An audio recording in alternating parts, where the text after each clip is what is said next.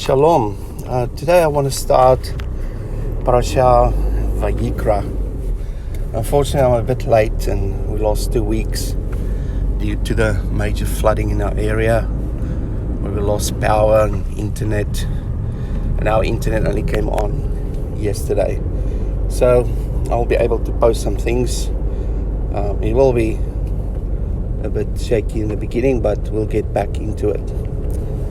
So Vayikra, that is the book of Leviticus, and that is normally the book that people skip when they read through the Old Testament. And the reason is because of a lot of misconceptions about that book. Now, when a young boy in a Jewish household start school, the first book they teach them is the book of Vayikra. That's where they start. They don't start with Bereshit or Genesis. They start with Leviticus. And the reason is they believe that because the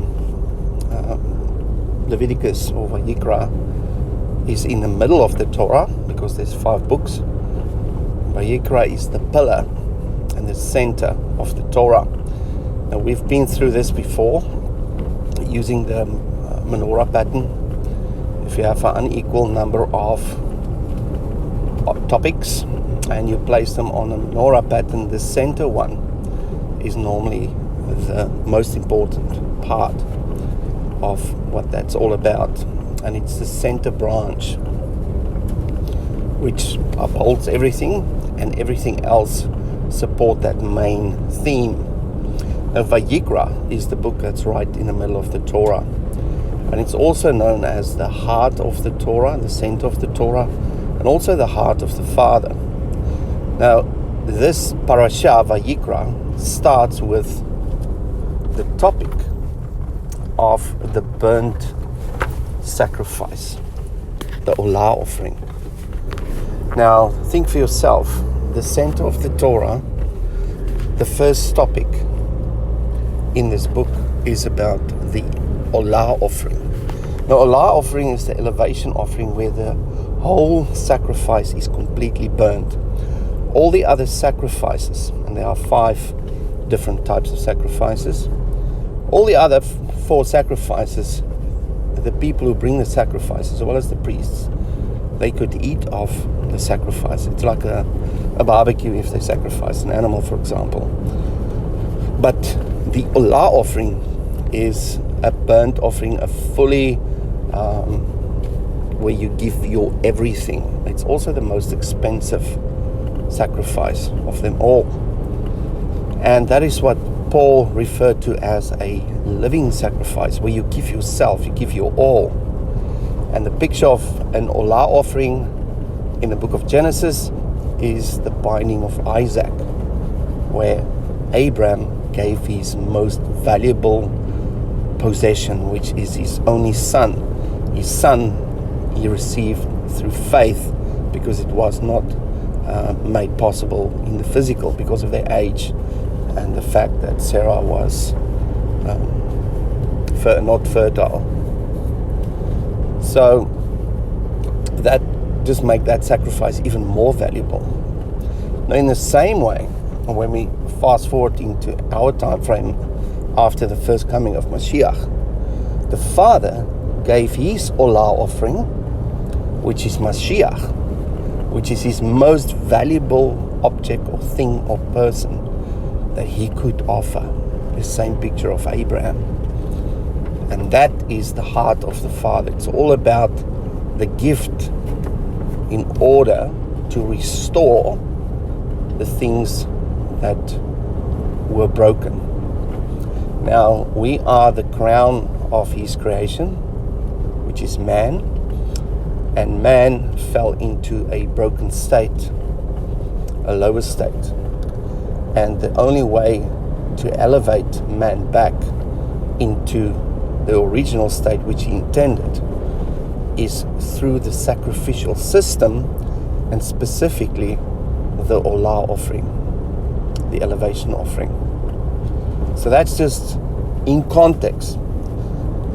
What's also interesting is when we look at our menorah pattern last time, the laver was in the center. I think I still need to upload this video, so just have some patience. My internet's not that fast. So in the center, if you look at the construction of the tabernacle, it starts with the Sabbath and it ends with the outer court, and right in the middle, and there are 13 steps in creating the tabernacle.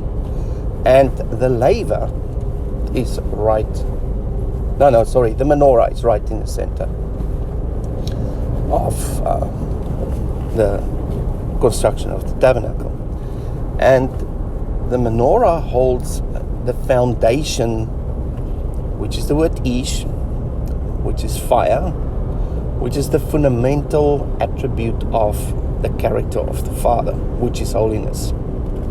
Because he is a consuming fire, he radiates light, he is light, and fire is the only way to cleanse a rotten carcass. If you think about it, let's take an example. If I take and sacrifice, I want to do elevation offering, for example. I want to bless Yahweh. So I take a lamb or a goat or whatever, and I put it on the altar without any fire, just freshly been slaughtered, and now it's on the altar. It will stay there for weeks and weeks, and the carcass will become rotten, and the smell that will come from that offering will not be pleasing to anyone, let alone the Father. So the way the Father translates any sacrifice into a sweet aroma is through the medium of fire. And that translates the rotten carcass, or the potential rotten carcass and the rotten smell, into a sweet savor, a sweet smell.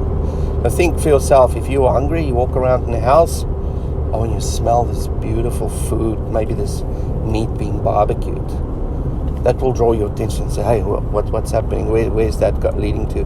And then you will follow the smell and you will go to the source of the sacrifice.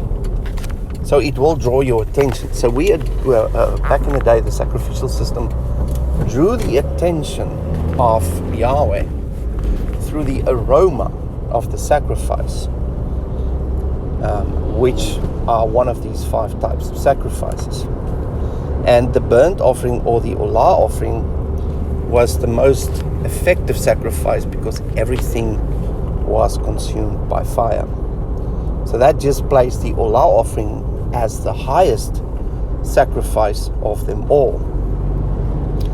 And if we look at the sequence of the sacrifices as they are presented in this Torah portion, it starts off with the olah offering, or the elevation offering, then it's the meal offering, then the peace offering, then it's the sin offering, and then it's the